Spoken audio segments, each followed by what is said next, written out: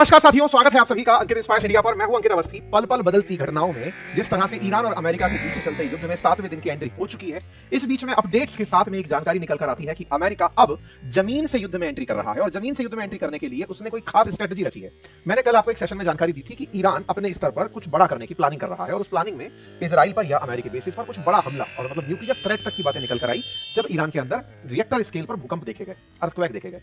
अब अमेरिका कहां तक ऐसा बर्दाश्त कर पाएगा? अमेरिका की अपनी एक लिमिट है। अफगानिस्तान अमेरिका के लिए बहुत बड़ी लेबोरेटरी बनकर आया था जब उसने अपनी जमीन पर, आसमान में और नेवी में जितना भी दम था ना, उसको अपना करके पूरी तरह से अफगानिस्तान को कंट्रोल करने का खूब प्रयास किया। बगराम एयरबेस मिडिल ईस्ट के सबसे बड़े एयरबेसेस में से एक था, उस तक को ऑपरेट किया, लेकिन वो कभी अफगानिस्तान पर कंट्रोल नहीं कर पाया। कारण क्या रहा?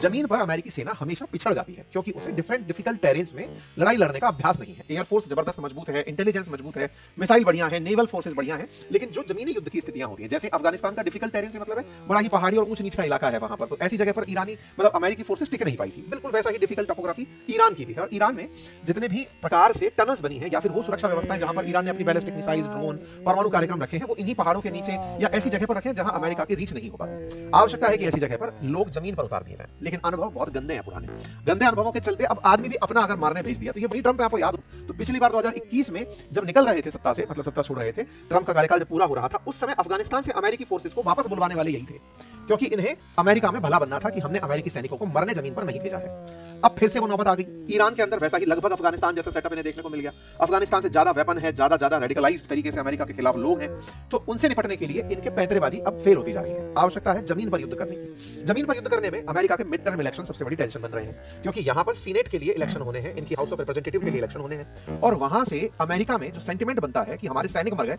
वो बड़ा नेगेटिव होता है। ट्रंप बन के ही आए थे कि मैं तो पीस प्रेसिडेंट हूं, मैं अमेरिकियों को मरने थोड़ी भेजूंगा। अब उन्होंने एक अल्टरनेट तलाश लिया है। तलाश क्या लिया है कि अब अपने साथ में ये कुछ विचित्र प्रकार के लोगों की सेना लेकर घूम रहे हैं। विचित्र प्रकार का मतलब क्या है? देखो, सेना किसी देश की पहचान होती है जब देश ही ना चेक कर सकते। मैंने लिंक कमेंट बॉक्स में दिया है। चलिए आगे बढ़ते हैं। तो आज के सेशन में जो सबसे इंपॉर्टेंट जानकारी डिस्कस करने की है वो ये कुर्द ईरानी मिलिशिया जो है, इसको जमीनी कार्रवाई के लिए अमेरिका तैयार कर रहा है। अब इसको तैयार करने में इन्हें इस्तेमाल करने से पहले मैंने जैसे आपसे कहा कि ये जानना जरूरी है कि ये लोग कहां हैं, कैसे हैं, क्या कहानी है। उससे पहले न्यूज का सोर्स मैं आपके सामने रख रहा हूं। CIA की तरफ से ये तैयारियां की जा रही है, अमेरिकी इंटेलिजेंस ये तैयारी कर रहा है कि उन तक वेपन पहुंचाए जाए और उन वेपन्स को पहुंचाने के लिए सारी की सारी तैयारियां चल रही है। इसी बात को जब कंफर्म करता है ईरान, तो वो जो कुर्द लड़ाके जहां पाए जाते हैं उन जगहों पर हमला कर देता है। उन जगहों पर हमले की तस्वीरें निकल कर आती हैं। इसका मतलब कुछ तो ऐसा पक रहा है जो हमें अभी सुर्खियों के माध्यम से दिख रहा है। अमेरिका डिनायल मोड में है। अमेरिका का डिनायल ये है कि नहीं, ऐसा हम कुछ कर नहीं रहे, और निश्चित ही अमेरिका कभी भी इसे स्वीकारेगा भी नहीं। क्यों नहीं स्वीकारेगा? क्योंकि आज इस तालिबान से अमेरिका परेशान है, कभी कभी वो अमेरिका नहीं बन पाया था। जिस अलकायदा से अमेरिका परेशान है, कभी अमेरिका नहीं उसे बन पाया था। जिस आईसिस से आज अमेरिका परेशान है, कभी उसको अमेरिका नहीं बन पाया था। क्योंकि ये हमेशा जब सरकारों को नहीं हरा पाते तो कुछ रेबेलियन लोगों को फंड करके उन्हें तैयार करते हैं, और फिर वही लोग इनको दिक्कत खड़ी पहुंच जाते हैं। फिलहाल के लिए जो ये लोग आपको दिखाई दे रहे हैं, ये फिलहाल में अमेरिका की सबसे बड़ी चाहत है, क्योंकि इन लोगों को खमनेई पसंद नहीं थे। तो कौन है साहब ये कुर्द? असल में एक एथनिक ग्रुप है जो अपनी पहचान कुर्द जाति के रूप में, जनजाति के रूप में करता है। वैसे ये सुन्नी धर्मावलंबी है, यानी इस्लाम के अंदर सुन्नी मत को मानने वाले लोग हैं। दुनिया में इनकी आबादी लगभग 3.5 करोड़ मानी जाती है।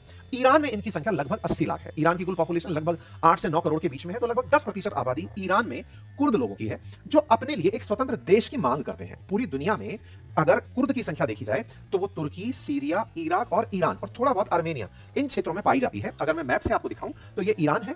इस ईरान के साथ में बॉर्डर पर आपको इराक दिखता है, तुर्की दिखता है, इधर की तरफ आपको आर्मेनिया दिखाई देता है, और यहाँ सीरिया। इन क्षेत्रों के अंदर ही कुर्द लोग पाए जाते हैं। अगर मैं इसको अलग कलर कोड में दिखाऊं तो ये कुछ इस प्रकार से दिखाई देता है। थोड़ा तुर्की, थोड़ा सीरिया, थोड़ा इराक, थोड़ा ईरान और हल्का सा आर्मेनिया का क्षेत्र। ये लोग इसी पूरे क्षेत्र में अपने लिए एक देश की मांग करते हैं। ऐसे कोई भी व्यक्ति मांग करने लगेगा क्या? नहीं। अपनी एथनिसिटी, अपनी पर्टिकुलर पहचान, जिसको कुर्द ये कहते हैं, उसके साथ दुनिया का ये सबसे बड़ा ग्रुप माना जाता है, जिसकी आबादी लगभग 3.5 करोड़ है, जो अपनी पहचान के लिए एक अलग देश मांगता है। तो देने में क्या दिक्कत है? अगर किसी एक देश में मांग रहा होता तो दिक्कत नहीं होती। अब दिक्कत यह है कि ये 4-5 देशों में फैला हुआ है, और हर देश में इसने दिक्कत खड़ी कर रखी है। तो हर देश की सरकार इनके खिलाफ हो जाती है, और जब सरकारें इनके खिलाफ हो जाती हैं तो इनकी मांगे पूरी नहीं हो पाती। तो ये एक प्रकार से ऐसी एथनिसिटी है, ऐसा ग्रुप है जो अपने आप को आइसोलेट पाता है, कहीं ना कहीं से दुत्कारा और पुचकारा जाता है। अभी की स्थिति क्या है मैं थोड़ा सा आपको बताऊं तो तुर्की इनसे बहुत टेंशन में रहता है। मतलब तुर्की की हालात ये है कि वो कुर्द लोगों को आतंकवादी मानता है, और इन्हीं पर एक्शन करने के लिए वो सीरिया का साथ देने चला आया था। जो अल शरा यहाँ पर सीरिया के अंदर राष्ट्रपति बने, जो एक आतंकवादी हैं, और आतंकवादी अमेरिकी मोस्ट वांटेड हैं, जिनको बाद में अमेरिका ने दोष मुक्त किया और उन्हें स्वीकारा, वो असल में जो यहाँ पर जो अल शरा है, तुर्की ने उनका साथ ही इसलिए दिया कि सुनो, आप अपनी जमीन का उपयोग हमारे ऊपर कुर्द लड़ाकों को हमला करने के लिए मत करने देना। कुर्दों की संख्या तो सीरिया में भी दिख रही है, कलर तो सीरिया पर भी आ रहा है। सीरिया में लंबे समय से, मतलब अब आज अल शरा की सरकार है तब भी कुर्द लड़ाकों का ये क्षेत्र अभी भी कुर्द लोगों के पास ही है, और उन्होंने सरकार से ये सेटिंग कर रखी है कि हम धीरे धीरे आपकी सरकार का हिस्सा बन जाएंगे, हमसे हमारी पहचान मत मांगना। तो सीरिया में कुर्द सेफ है, एक कॉर्नर उनके पास दबा हुआ है। इराक में जब आईसिस था तो आईसिस से लड़ने वाला कुर्द समूह था। आईसिस इराक और सीरिया को लेकर के, वो भी एक सुन्नी समूह था, लेकिन इराक और सीरिया के अंदर अपनी एक कंबाइंड सरकार चाहता था। कुर्द ये कहते थे कि तुम्हारी लड़ाई अपनी होगी, हमको तो कुर्दिस्तान दे दो, सीरिया और इराक का ऊपर वाला हिस्सा दे दो। तो आज का जो इराक है, जिसमें आईसिस भी खत्म, सद्दाम हुसैन भी खत्म, थोड़ा बहुत आईसिस के कहीं ना कहीं ट्रेसेस हैं, मतलब उतना बगदादी के समय वाला आईसिस नहीं है। तो ऐसे में फिलहाल ये वाला जो क्षेत्र है जो उत्तर की तरफ है इराक में, उस क्षेत्र में कुर्द सक्रिय हैं और यहां पर इनकी प्रॉपर एक सरकार चलती है। इदबिल करके एक जगह है, उस जगह पर इन्होंने अपना हेडक्वार्टर बनाया हुआ है, बाकायदा अपनी एक सेना है, पेशमर्गा, उसको लेकर के यहाँ लोग बैठते हैं। तो सीरिया इनके लिए सेफ साइड हुआ, ये सेफ साइड हुआ। अब बात करते हैं तुर्की की। तुर्की ने आतंकवादी मानता है तो आए दिन कूटता पीटता है, तो ये लोग इधर उधर कहीं निकल लेते हैं। अब बात करें ईरान की, तो ईरान में मेजॉरिटी शिया मुसलमान है, और शियाओं के केस में ये जो 10% कुर्द हैं, ये माइनॉरिटी फील करते हैं। और चूंकि खमनेई पूरे शिया धार्मिक सुप्रीम लीडर थे, तो उनके प्रभाव से इस जगह पर इनको ट्रीटमेंट बहुत गंदा मिला। मतलब इन्हें जब तब देखा तब तब मारा, मतलब कुर्द लोगों को यहाँ पर अपनी पहचान तक नहीं बनाने दी। मल्टीपल टाइम हमले हुए, जब से यहाँ पर खमनेई रहे, इनके लिए हमेशा चिंता ही रही।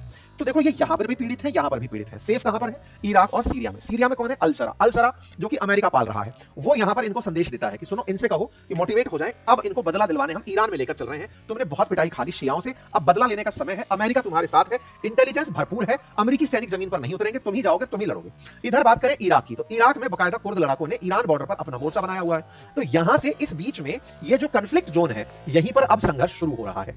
यहां से कुर्द अगर अंदर एंट्री करते हैं तो कुर्दों की एंट्री ईरान में अस्थिरता पैदा करेगी, क्योंकि ईरान की सरकार अभी बहुत सारे मोर्चों पर वैसे ही लड़ रही है। यूएई में गोला फेंकना है, कतर में फेंकना है, बहरीन में, सऊदी में, इजराइल में, सब तरफ गोले फेंकने हैं, स्टेट ऑफ हॉर्मुज को कंट्रोल करना है। तो मल्टीपल फ्रंट पर उसे लड़ना पड़ रहा है, और इसके लिए एक बड़ा फ्रंट अगर जमीनी लेवल पर खोल दिया जाए, अभी तो सारा की सारा आर्मर के हाथ में है, भाई गोला बारूद चलाना है और फेंक देना है, अभी जमीन पर कोई फाइट नहीं हो रही है। इनको जमीन पर उतार कर वो यहाँ अस्थिरता फैलाना चाह रहा है। ट्रंप की ये नीति डिस्क्लोज हुई, ये सारे के सारे मैप से उम्मीद है कि आप कुर्द लोगों की एक अलग पहचान समझ सकते हैं। इराक में इसे कुर्दिस्तान क्षेत्रीय सरकार केआरजी कहते हैं, सीरिया में इसे रोजावा कहते हैं, तुर्की में पीकेके कहते हैं, और ईरान में ये एक अल्पसंख्यक माइनॉरिटी के रूप में डले हुए हैं। इराक के अंदर इनकी सेना को पेशमर्गा कहते हैं, और ये बाकायदा इदबिल के अंदर अपनी सत्ता चला रहे हैं। ठीक है साहब, मैं आपको यहाँ पर उस जगह को भी दिखा पाऊंगा। चलिए एनीवे, फिलहाल के लिए उम्मीद है आपको ये बात समझ में आई हो। अब सवाल करते हैं कि साहब पास्ट क्या है इनका, ये अभी अभी निकल कर आए हैं, पहला इतिहास भी इनका कुछ संघर्ष किए भी है कि ताजा ताजा लोगों को अपना देश चाहिए? नहीं, ये फर्स्ट वर्ल्ड वॉर से अपने देश की मांग कर रहे हैं। फर्स्ट वर्ल्ड वॉर के समय भी इन्हें इनका देश देना प्रॉमिस किया गया था, और उसके तहत इन्हें इनका देश मिल भी गया था। मतलब ऐसा नहीं है कि इनको देश की आज दिमाग में आई है। जब Ottoman empire first world war के अंदर कॉम्प्रोमाइज हुआ